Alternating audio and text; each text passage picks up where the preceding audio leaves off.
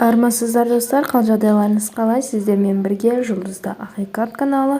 Бүгінгі видеомызды бастамай тұрып, каналға жазылып, комментарий жазып кетіңіздер. Гүлзира Айдарбекованың кенже ұлы Заңғар Нұртас оқырманның бұрынғы әйелі Жібекке қатысты қойған сұрақтарына жауап берді. Желідегі бір оқырманның бірі Жібекті сүйесіз бе, татуласқаныңыз келе ме деп сұрақ қойды.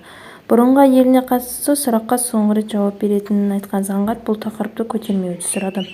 Бұл сұрақты жауап тастайықшы. Бір той алдында айырылысқан болатынбыз.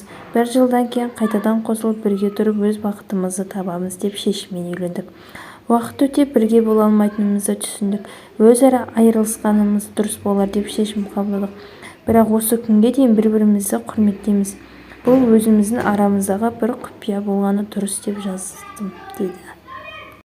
Осы уақытқа дейін Заңғар Жібекті тастап кетті деп ойлайтындар көп.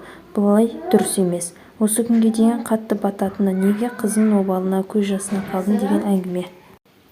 Осылай болғаны маған да оған да жақсы, деді Заңғар Нұртас. Достар, сіздерге видео ұнаса лайк басып, комментарий жазып, арнаға тіркеліп кетіңіздер.